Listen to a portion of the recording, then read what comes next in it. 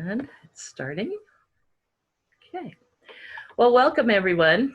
I'm so excited to be with three fellow authors, and we're kind of from across the country. My friend Neva Bodin is here from Casper, Wyoming, with where I live. And my friend Casey Peeler is in North Carolina. And my friend Jessie Andersen comes to us from New York. So welcome, ladies. It's so good to have you all. Thank you. Yeah, it's thanks really for having us. very nice. Yes. So we are all authors, particularly regarding romance. Now, Jessie, I know you have some romance overlap in your stories, which you'll be sharing with us in a little bit. And Neva writes in several genres, as do I. And Casey writes primarily in YA romance. Is that correct, Casey? Right. Okay, great. Well, let me get started with a wonderful little screenshot that we're going to be showing just to kind of remind you where you are. Okay, so we are here to talk about Romance Through the Ages, an online holiday author event. And when we talk about romance through the ages, that means not only do our ages as authors differ, but the ages that we write for and the ages of time. So for example, Casey and I both write contemporary romance, and Neva has written a historical romance, and Jessie's stories take place in the future. So we have we have ages in three different categories. So first of all, let me tell you a little bit about myself and how I know these wonderful, wonderful ladies here. My name is Gayle Irwin, and as I mentioned a bit ago, I live in Casper, Wyoming. I have known Neva Bodin for almost 15 years, and she is part of my writers group here in Casper. And she was also on the board, served as president of Wyoming Writers, which is our statewide writers organization. I, at that time, served as the administrative assistant to the board, and we worked on the 40th anniversary conference that particular year together. So that's how I know Neva in various, as well as in other ways being here in town. And I know Casey from my first romance novel that I wrote a year ago. And I found her online because she, as I said, she writes contemporary romance.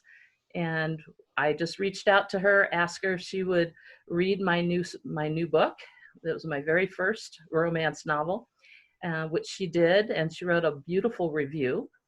And about 3 months later, we were able to meet each other in person. My husband has family in North Carolina, where Casey lives, and it turns out she was only about 30 minutes from my brother-in-law. So we got together, my husband and I took a drive to her community, and we met her for coffee. And Casey, I don't know if I've expressed it enough, but I sure had a wonderful time. It was a joy to meet you, and I'm just so blessed to call you my author friend. And then Jessie, I'm sorry, go ahead. I said same here, Gayle. Well, thank you. And then Jessie, I actually just met online a short time ago. I was interviewing her for a story. Not only am I an author, but I'm also a freelance writer. And I interviewed her for a story and found out at that time she's an author. So I invited her to join our little group. And this is just really wonderful, Jessie, to have you be a part of our little holiday event today. So thank you so much. Thank you. All right. We're going to start off with learning more about Casey Peeler and her authorship and her writings. So Casey, why don't you jump in and just tell us how you got started writing, why you picked that particular genre, and what is it that you enjoy about being an author? My story for starting to write is probably very unique and different than a lot of writers, because as a kid and a teen, I did not enjoy reading or writing. Like, I would do it because I'm one of those kids at school that was going to have their work done. But to find a book that I really, really enjoyed as a teenager, there wasn't one. until my senior year of English. And that kind of changed my life. I tell that story all the time, that Zora Neale Hurston's Their Eyes Were Watching God is the story that changed my life forever. Never in a million years did I expect I would write a book. I'm pretty much one that will get to the point on things and no fluff. And here I am 10 plus books later. So basically, I started off as a book blogger and loved writing book reviews. I still enjoy that today. Gayle, I guess you could say you've seen a little bit of that as well. And I just got to the point where I wanted to, once I started having all these stories in my brain, these characters started talking to me. I started writing, and I found a love for a niche of people that were like me, that were not your one that would be at the bookstore every time you turn around when there's a new release or a specific author, but the person that was like, I don't really care to read, but yet they pick up my books and finish them and have the worst book hangover the next morning because they stayed up all night. And so that's kind of where I fit in the character, or in that little organization. I also teach high school. And so at school, I would witness different things that teenagers would do and problems that they would have. And so for me, a lot of my stories, which are YA mostly, or in the college age, all deal with some type of problem that a typical teen is going to face. And I like to write very simple to where they enjoy it and they get a very good life lesson. And sometimes they don't know they've had that lesson until the end. And so that's pretty much how my journey started. Was basically, I started that one book, changed my life. I had my daughter and I couldn't watch Grey's Anatomy and all that good stuff anymore. So I started reading all the time. That was about when Twilight came out. And then that turned into writing, and I love every minute of it. That's a great story. Wow. What an encouragement to kids who say, no, I don't like to read, that there's an author out there that maybe they would like, and that would be Casey. Yeah. So wonderful. Do you have another book in progress right now, Casey? And if so, tell us a little bit about it.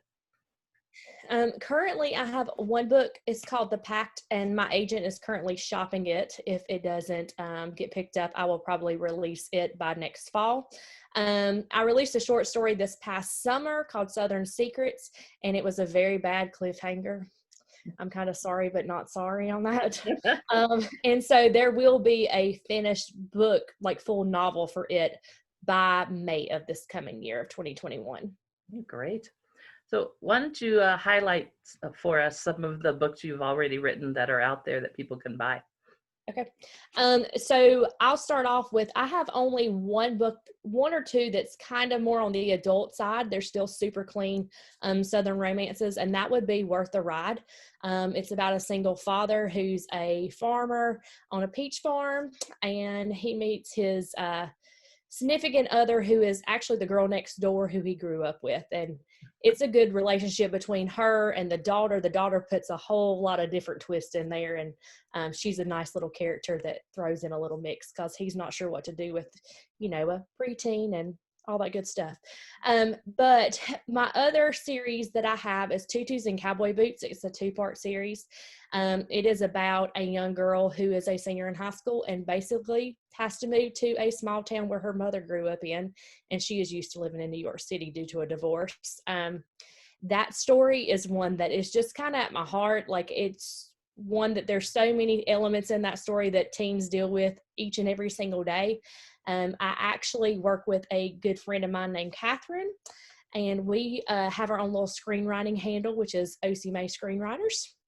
And we have taken that one and turned it into a screenplay, and it was just a semi-finalist for Big Apple, and we got those results the other day. So there's that other whole little element of something else I'm working, a different form of writing on. And then there's several other, I have standalones, but the only other series I have is the Full Circle series. It is definitely more a new adult. It's not as clean as my others. I have been told by multiple parents that it is the story that every kid before they go off to college needs to read, because I don't sugarcoat it at all. So all the elements that a teen would be faced with leaving home and going there, just the different scenes, whether it be the partying and just different things like that you have to make decisions about, along with the underlying element of why she chose to go where she went. All of those kind of come to face there. And that was actually the first series that I wrote. And I will tell y'all a funny little tidbit about that, because at that point I really didn't know how to write a book. So my college friends and I had our own little secret Facebook group, and we would talk through things. And when I would ask certain things, they would give me their little 2 cents on it. And so it was just kind of neat, because I used not necessarily them as the characters, but they helped inspire so many of the characters and the situations, and those type things. I have probably 4 or 5 other standalones and a couple of short stories. I will tell you that the book that has my heart is Southern Perfection. I wrote it it's probably about 5 years old now. It's about a girl who loses not only her parents and her grandmother at a very young age, and goes to live with her grandfather, but he asked her to hold a secret. And it's an ugly cry book. And it is actually one that was inspired by the relationship of me and my grandfather. And it is just one that, like, you might laugh one minute and then cry the next. And I'm not sorry about it. But it is one that is very, if you're struggling with stuff, or you just kind of need one of those books to say, hey, I've been there. It's definitely one of those stories about, life is not always perfect, and don't expect yourself to be. And you just have to learn to, live your life and whatever comes at you. Tell us just real briefly, Casey, about your book that I read recently about the musician. Okay, so I had to think for a second, because I feel like I've got so many of them. It was Along for the Ride. Yeah, I thought it had something to do with the ride. Yeah. Okay, so Along for the Ride is not necessarily a spinoff of Worth the Ride, but they cross each other at the very ends of the story. Along for the Ride was actually a short story called Our Song, and I went in and made it a full-length novel. It features a very small town girl. Her name is Bella, and she works at this bar on the weekends with her best friend Jace and another one of her friends, and a country megastar picks her up one random night there. And it just shows her going on tour, having to figure out the big life. What does she really want in life, and who does she really love in life? Because she thinks that the country megastar is for her, but I'm not so sure about that. And one of the things I really love about Casey's books is that they speak to life, whether it's talking about dreams for yourself or aspirations that maybe someone else has for you and you decide to go in a different direction, or you even talk about unplanned pregnancies within your book too, or the one that I read. Yeah. So, and it's just an amazing book. In fact, that one that I talked about regarding unplanned pregnancies, I have a copy of, a signed autographed copy of when I met Casey. So this was my first introduction to her, besides being online. And then I've just loved the other books since I have met her in person. So thank you so much, Casey. I'm going to, you want to talk just a little bit about how people can find your books and things like that, and maybe communicate with you while I bring up some of that information. Yes, so you can find me on every retailer. I'm wide, so you can get me on iBooks, Nook, Amazon, any of those if you want the digital format. You can also go straight to my website, which is authorcaseypeeler.com. You can order signed paperbacks there that will be autographed, as well as the direct link for all the retailers. You can also find me on Instagram at Casey Peeler. My current obsession is Pinterest, which is Casey Peeler as well. And of course, I'm on Facebook at Author Casey Peeler. Great. All right. Thank you so much, Casey. And what a marvelous writer you are. So thank you so very much. Not only for putting your work out there, but for helping other authors as well, like me. So, all right. Next up, we have Jessie Andersen. And Jessie, why don't you let people know about how you got started writing and about your books as well. Well, I've decided Casey and I need to touch base because I'm a former English teacher, and that's actually kind of how I got started writing as well. I was teaching middle school and reading whatever the kids were reading. And, as you're going through the bookshelves, some of them are really good, some of them are not so good. And so as I was reading, I'm like, man, I think I can do this. I can write a book like this, And so I was like, all right, I started praying. I'm like, hey, God, what do you want me to write about? Because I really felt called to write. And he said, abortion. And I said, no. So that didn't work out real well because, I ended up writing the first book called At What Cost? And that was a teen pregnancy story dealing with the topic of abortion. That is no longer on the market. I do have a few copies, so if people are interested in that, they can contact me. And then with that book, I got an agent. And so I've written a series since then called Destiny by Design. And it features The Breeding Tree, The Gene Rift, and Legacy's Impact. And those are dystopian fiction. I've always loved dystopian fiction. So if you're familiar with Hunger Games or Divergent or anything like that, those are like the two that are pretty popular. That's the genre. So there is a little element of romance, but I don't usually focus on that as much. And so after this first contemporary story, the teen pregnancy story, was over, I was like, okay, good. I can kind of move on from that and just do something totally new. And then as I started writing The Breeding Tree, that topic of teen pregnancy and abortion kept coming up. So it actually focuses on a girl named Kate who is living in this futuristic society where they breed out all malformations in the babies in test tubes. And she finds out that her DNA has been used to create some of these children. And one of them is slated to be disposed of because it's not perfect. So that's the catalyst for it. And then the other books kind of just continue that story and the world building that goes along with that. So I think dystopian has always been my favorite, but it took me so long to actually come up with an idea for it. Like when I submitted it to my agent, he's like, yeah, dystopian is kind of out right now. And I'm like, I know, but I didn't have an idea before now. So that seems to happen. I am working on a new one. It's called The Phineas Project. I've written it, submitted it, rewritten it, submitted it again, rewritten it.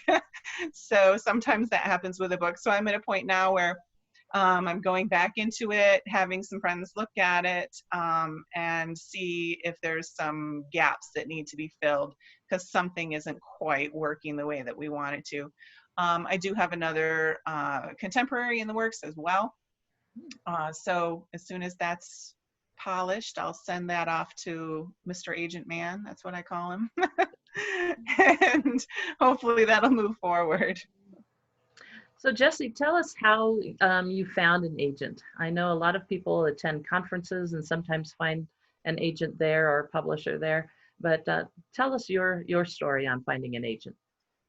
My story is one of perseverance. I cold queried. And when I had first written, it was, your first book is usually not great. It's not polished. You don't really know how to write very well, and so I was submitting it probably before it was ready. It took me 186 rejections before I landed my agent. So definitely a story of perseverance. And, once you have an agent, they're submitting to places and they get rejected too. So I don't even count those ones. Oh, wow. Yeah, that is definitely a story of perseverance. And, you're not alone. I had heard that the folks that started Chicken Soup for the Soul got like more than 150 rejections. So you're right up there with them even. Yep. So. All right. Yeah, I think when you believe in your story, that's really what matters the most. If you think you have a story to tell, then you find a way for it to happen. Mm-hmm. So how can people reach you? How can they find out more about you, or find your books, or get in touch with you? You can use my website. It's www.jandersenbooks.com. And you do have to spell my last name right. It's Andersen, S-E-N. I have to make that difficult. And you can get the books on Amazon or the publisher's website. I will give everybody a warning. About a year and a half ago, I became the executive director of a pregnancy center here in New York. And so my website has not been updated in a very long time. So I'm working on that. But just a warning, if it's a little clunky, that's the reason. We're working on getting it fixed up. But, sometimes life throws curveballs at you, and you got to kind of go with the flow. So I was actually a stay-at-home mom. I was a teacher for a long time, and then I was a stay-at-home mom for about 10 years, and was writing during that time. So I considered writing my full-time job at that time. And then, like I said, about a year and a half ago, this pregnancy center thing kind of fell into my lap. And so as life changes, we have to change too. And it is a little bit more difficult to find time to write these days. But I'm still plugging away at it and trying to create something new.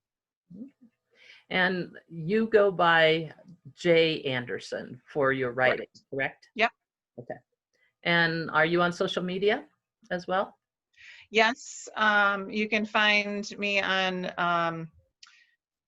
Facebook, J. Andersen Books. Instagram is J. Andersen Books. And Twitter, I think, is JBDL Andersen, but I really don't use Twitter as much anymore. Okay, great. Well, thanks again, Jessie, for joining us. And yeah, thanks for having me. Your books. I found and that's not quite my genre, but I'm very intrigued by what you've written and what you've told us. So thank you very much. You're welcome. Okay, now my friend Neva Bodin, who lives here in Casper, Wyoming. And it's interesting that we have talked a bit about unplanned pregnancies and pregnancy centers. I work at a pregnancy center in my town, and Neva was on the board when I was hired. So, and then we found out we had a mutual enjoyment of writing, and she invited me to the local writers group, and we've just gone from there. So, Neva, welcome. Thank you. Good to be here. So tell us about your romance story, which is new, and then what other genres you write in, and what you have written recently. Well, my most recent release, which I got my books today. Oh, yay. Yeah. Overdue, I'm sure. Is an inspirational historical Western set in the Bitterroot Valley of Montana in 1881. It's about a young lady who was raised in an orphanage and has, of course, some preconceptions about love and life because of that, and escapes from foster parents, is found in the woods in Montana, and her story takes off from there when she meets the hero in a not so positive way. And throughout the story, then, the hero, who is, by the way, a circuit rider who is running from some men who would like to shoot him because he's responsible for a death. And they have a lot of adventures while they are running through this story and learning how to love themselves, learning what it means to love God, and learning what it means to love each other. She has to get over some misconceptions and some feelings and reasons to love this infuriating man. He has to figure out why he has to keep rescuing her from things that are happening to her. And there's a lot of action, and it's just an interesting story that I just really enjoyed writing. And it's been in the works for a while, hasn't it, Neva? It has been in the works for a while. Yes, it has. And quite a while, several years actually. And give us the title again. What is that? It's called Montana Free. And why did you pick Montana? You know, I'm not really sure. I just woke up one day and I had this story in my head, and it was set in the Bitterroot Valley, which I had not been to.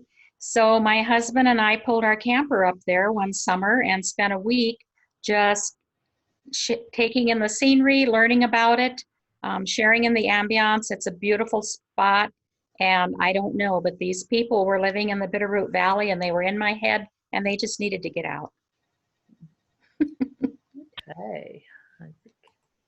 And then tell us a bit about your other works that you've done. Well, I really like to work in a lot of different genres. I have a lot of interests. I was a nurse and worked in a lot of different areas of nursing during my life, and I loved people. I love hearing their stories, and that may be part of it. I grew up on a farm, so I love animals, so I've combined some of that in my other genres. My other two releases currently are Bitsy Bunny Gets a New Mama, and it's a story for younger children and probably younger mid-school, I would guess. It's about a bunny who loses his mama and is found by another creature and becomes part of another family, which is very interesting. And then I also have a book called The Gift of a Goat. My grandchildren raise goats. I have hundreds of pictures of goats. And I was standing in the goat pen one day thinking about their antics and how much they sometimes remind me of human nature and God and creation. And I have been wanting to write a devotional. And I thought, why not combine the two? So each devotion, it's a 30-day devotional. Each devotion starts with the picture of a goat, which springboards the devotion and possibly the story that I share of either my own experiences or my friends' experiences within the devotion. And it was just a real fun thing to write also. I think we find inspiration for our works in so many different places, including creation. Well, absolutely. Then tell us what you're working on next. I know you've got some other things in the works. I do. I'm currently working on a middle school or about that, age, teenage novel. And it's really a time travel. I have a young gal who starts out in this particular century and is thrown back into the 18th century onto a wagon train. So has a lot of adjustments, a lot of conflicts, a lot of things to learn. I think that's going to be very interesting, that's for sure. So tell us where people can find you online and how they can look up, look up either your website or buy your books. Yep. All of my books are available on Amazon and Kindle. And you might need to type my name in on Amazon, or you can type the name of the book in. I have a website, www.nevabodin.net, and I have links to the books and to the Amazon sites on there. I also mail books, and throughout this holiday season, I am mailing postage free to whomever would like to have a book. You can contact me at nevab@mail.com. And on my website, if you leave a note, that would be would get a hold of you. Also, I'm on Twitter at Neva Bodin1 at twitter.com, and I'm on Facebook at Neva Bodin Author. I have a Facebook page there that people can also post on. Okay, great. Well, thank you for joining us today, Neva. Greatly appreciate it. And I'm looking forward to that time travel book, that's for sure. Okay, well, my name is Gayle Irwin, and I'm just going to briefly touch on the novel series that I have been writing. And like several of the other ladies, my first romance novel was more than 5 years in the making. I kept going back and forth about what I wanted to do. And it's the book Rescue Road.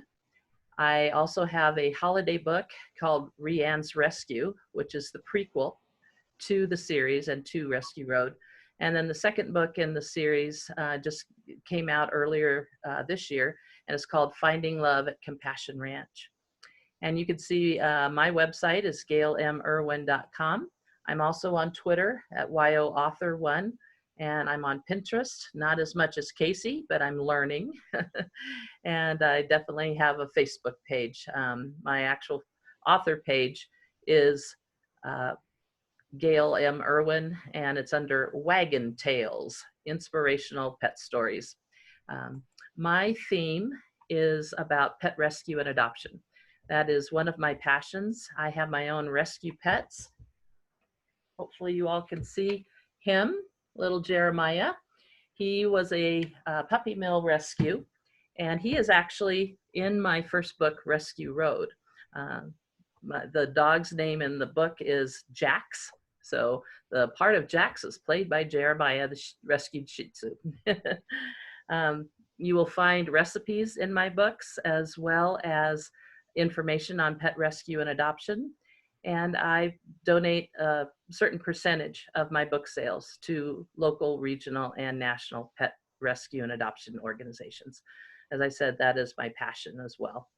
And I just got into novel writing from going to a class and learning more about writing novels. I started off as a children's book author and also went into devotions. I have devotions for dog lovers. And all of my books are available on Kindle. The ebook prices I dropped to 99 cents for the holiday season. So you can gift to anyone, including yourself, for less than $5. And so I just really, really love writing about rescue and adoption. I believe it's something that needs to be talked about more. And I found that it's kind of a niche that wasn't being fulfilled very much. And now I'm finding more and more of those types of books. So mine is not only about romance and pet rescue and adoption, but I weave in, especially in Rescue Road, a little bit of intrigue and mystery. So, and mine is also set in Montana, like Neva's, but in a little bit different part. And all of the books are set in the greater Yellowstone area. So if you love national parks, especially Yellowstone, you will be able to picture a lot of these places you'll find in my books. So that's also a very big passion of mine, is our public lands. I just really love our national parks, and Yellowstone is one of my favorites. So we are just so happy to be able to say hello and introduce ourselves to everyone. And ladies, do any of you have anything else that you might want to share before we sign off and wish everyone a Merry Christmas? By the way, Neva, I love your Christmas tree. Thank you. I'll mention that Gayle and I are participating in a holiday giveaway called Moonshine and Mistletoe. If you're on any of our newsletters, you will get that in the next couple of weeks, or you'll see it posted on social media. That's right. That's very true. And I'm also part of Book Sweep's women's fiction giveaway that's going on right now. People will get a copy of Rescue Road if they're lucky. And there's 50 other authors, I believe, is taking part in that. So that was something fun for me to get involved with for the first time. Jesse, anything else that you want to tell people?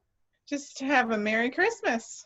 And this time that's been a little bit crazy for all of us, it's important to focus on family and the Lord. So Merry Christmas to everybody. Thank you, Jesse. Neva, anything else that you might want to say? I would like to wish that as well, and that everybody has a blessed Christmas. And I have a book for each age in the family, so you could be warming yourself in the room with a fireplace and a cup of hot chocolate and a book and maybe the Christmas tree. But I do wish everyone has a peaceful and blessed Christmas and is able to make Christmas at the home wherever you are, whether it's yours this year because you can't travel, or whether it's someone else's because you are lucky enough to be able to travel to family. Yep. So thank you all for being our audience. We love connecting with readers. That's right. That's very important for authors to do. And in this day and age of COVID, virtual is one of the best ways to do it safely for everyone. So I echo the ladies' statements about wishing you all a Merry Christmas and a Happy New Year. And remember, the gift of reading is something that lasts forever. So thank you all very much and have a wonderful, wonderful holiday season.